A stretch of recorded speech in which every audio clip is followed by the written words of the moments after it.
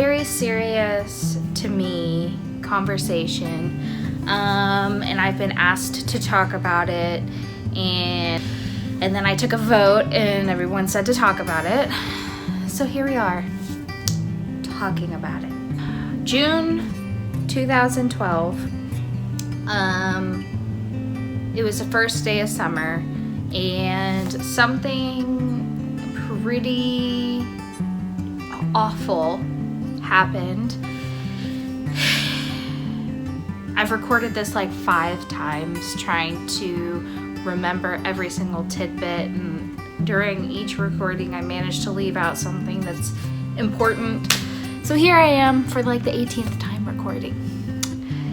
So the first day of summer, my boyfriend at the time, we're gonna call him Chad. I was with Chad and Chad's now sister-in-law and Chad's brother. We were going to the local swimming hole called Blue Hole, but back then, like, I don't know if they still do, but back then we used to call it Green Hole, but it is Blue Hole. It's like on the cusp of Liberty Hill, Leander. And something pretty awful happened. It was a normal day. It was the first day of summer. We were just out there swimming, having fun. It started out with us just going to Blue Hole. Simple as that. We were going to hang out and swim. We get there, we're, doing nothing in particular, just hanging out. It's the first day of summer, so Chad and I are super excited to be able to take a break, enjoy the summertime. Chad's sister-in-law, decided she wanted to jump in the water, so she jumped in the water. Mind you, we are on the grassy bank, not from the bridge. A lot of rumors have floated around, some saying that I jumped from the bridge, some saying that I was impaled by a tree. I don't even know how that's possible. I just want to take a moment because I realized while I was editing that I did not mention that people also had rumors that I was intoxicated or drinking. I would just like to point out that I had 0 alcohol in my system. I was not drinking, I wasn't intoxicated. It was just a matter of luck. So I'm just gonna clear some of those rumors up, say what's true, say what's not true, because the only people that were really there were me and these 4 people, and I have nothing but love and respect and just gratitude for these people, regardless of rumors. So, we were at Blue Hole. She decided to jump in off the grassy bank, and the boys were still up there on the grassy bank, and so was I, and I was like, I'm gonna jump in right behind her. So I jump in the water, off the grassy bank into the water, and I jump kind of in a sitting position. You know how you do? It's like almost a cannonball, really crappy cannonball. I jump in the water, and I kind of gets fuzzy, to be honest, but I just remember being like, wow, I hit something. I felt like I smacked a rock. And so I pushed myself as hard as I could. I pushed my feet against the floor of the creek, and I pushed myself to the top. And it's almost like my words couldn't come out. And I could tell that Chad's sister knew something was wrong, and she was trying to help to stop them, because what I was trying to say is, don't let them jump in up there. Don't let them jump in. There's rocks down here. There's stuff down here. And I could tell she knew I was trying to say something, but I was so on the verge of passing out. I was trying so hard to stay conscious that the words just were not coming out of my mouth. And if they were, I was not comprehending them coming out of my mouth. It was horrible.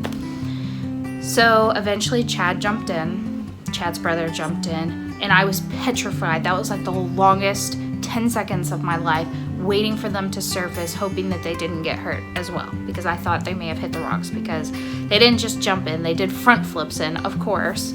And so I was just terrified, hoping they were gonna be safe. They come to the top of the water, and I tell Chad, my boyfriend at the time, something's not right, I hit myself. They all come over and they comfort me, and they just kind of talk me through it. I'm not crying. I just think that I hit a rock and I just kind of stunned myself. I didn't necessarily get hurt, So they come, they comfort me, and I'm like, I just need a few seconds before we continue swimming. I might have to go home. Like, this is too much. I think I might have broken something. I thought I broke maybe, I don't know, my pelvis, shattered my pelvis or something. I don't know. So I got up out of the water. They said, it's okay, let's just go. Got up out of the water and I walked to the car. Mind you, I walked to the car. I can't even imagine. I can't even believe I did this. I walked to the car by myself. We got in the car. I must have been in shock to be able to walk. I got in the car, and it was almost like immediately after sitting down, I had to lay on my former boyfriend's lap because I was just in such pain. I was just sitting there sobbing on his lap from what I remember, waiting for us to get home. I'll put in asterisks how long or how many miles it is from Blue Hole to his apartment.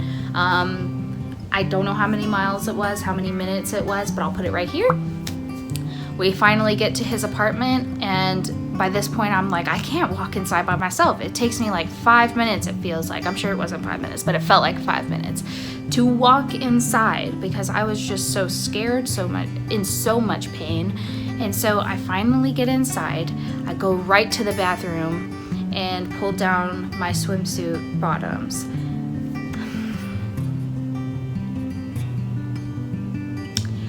I kid you not, it looked like I was smuggling a softball down there. It looked like there was just seriously a baseball or softball underneath my skin. Like, I was so scared. I was like, I broke a bone. That was instantly my thought. I broke a bone. So I was crying in so much pain. I was miserable. And so I said, me being dumb me, I didn't want to call an ambulance if it was something I just needed to go home and ice. Thinking back to that point, I can't believe I was so dumb and waited so long. But I mean, I should have called the ambulance from Blue Hole, but you know, who wants to call an ambulance if they don't need it and have their parents be like, you rode in an ambulance? Oh my gosh. So I called my mom. She comes over there within 5 minutes. She's there. She takes a look and she says, no, we need to call an ambulance. So she gets Chad's brother to call an ambulance. I believe he was the one that called. And I'm in the bathroom and the dispatch tells me to lay down. So I lay down on the bathroom floor. I could tell I'm bleeding. I can't tell from where. It's so swollen down there. And so I lay on the floor and the fire department comes. Let me tell you what. You do not want to be on the bathroom. This is so low priority to what was happening, but you do not want to be on the floor of the bathroom, legs spread, while these very nice looking, strong, muscly firefighters come in because they have to lift you up because you can't move. That was the most embarrassing thing ever. And so they walk in. I could tell they're uncomfortable because they just see my legs spread. And I don't know what to tell them. Like, sorry, like, oops, can't even tell you what happened. Like, I don't know. So they get a sheet. They get one of Chad's sheets and they use it as like a makeshift gurney to get me to the gurney because the gurney wouldn't get in the bathroom. So they got Chad's sheet, put me on it, lifted me up, and they said, wow, you are so light. And I was like, thank you. That is such a compliment. So they put me into the ambulance or on the gurney and roll me out to the ambulance. They give me as much morphine and pain relief as I can possibly have in the ambulance, which was not enough by any means. I was in pain by this point. Whatever shock I was in, whatever adrenaline, whatever block my body was putting on that pain officially started dissipating, and I was truly feeling what I had done to my body. So we get to the ER. They're doing scans. They're trying to get me to pee in a bedpan. There's so much happening. Trying to put in a catheter. Nothing is working. I can't pee in the bedpan. I have to pee really bad. Can't pee in the bedpan. Can't. My body is just, it's not coming out and I don't know why, and I really have to pee. They try to put in a catheter. Horrible pain. seriously horrible pain. They couldn't get it in, so they said, her bladder's gonna burst, we gotta get her into the ER. They put a suprapubic catheter in, which is through my lower belly. The last thing I really remember is waking up after my surgery and being told that I was actually impaled by rebar, and they actually had to pull cement little pebbles out from my body because there were cement sediments up there in the wound. And I'm gonna try and make this as PG-13 as possible. So here's my lady bits, right? Just like that. It went like right here. And then here's like where the actual, is. It went like right here. It did not go in the exact hole. It created a new hole. That was another rumor that went around. It missed everything important. Everything. It was a miracle. Even the doctors were like, this is a miracle. I don't know how it missed everything. It just seriously grazed my wall and just grazed everything. And then the second round of trials happened. My body had lost so much blood that I was not remaking platelets. Platelets or whatever it is, my platelets were dropping and it just wasn't creating anything else. And so they were like, we're gonna have to give her a blood transfusion or she's gonna die. And so I got a blood transfusion, and that was the best freaking thing ever. That was like drinking a Red Bull to a normal person. I went from not being able to eat. I didn't want to eat. I didn't want to see food. I didn't want to touch food, smell food, nothing. I was not hungry. I was tired. I slept for hours and hours and hours. I was dying. And the moment I got the blood transfusion, it was like, get me some Taco Bell because I'm hungry. I can eat. I can do this. And it was like a Red Bull hit me. And I can totally understand now what, the whole blood doping thing is. Like, I guess Lance Armstrong or something got caught doing like blood doping, something like that. I can get it because it feels amazing. So I got that blood transfusion. It was a game changer. Now all I had to really worry about was infection and closing up the wound. They could not close up the wound in surgery. They had to wait and let it naturally drain and naturally heal from the inside out. So they had to put dressing, which is like this medical grade string up in there to pull clots and all that kind of stuff out, but it allows it to heal from the inside out. That was an awful experience, getting my dressing changed every day. I'm not even gonna talk about it because it was just awful. Just know that. They stick it up every day, and they pull it out every day, and it's very freaking painful. With that being said, they pulled out all of my dressing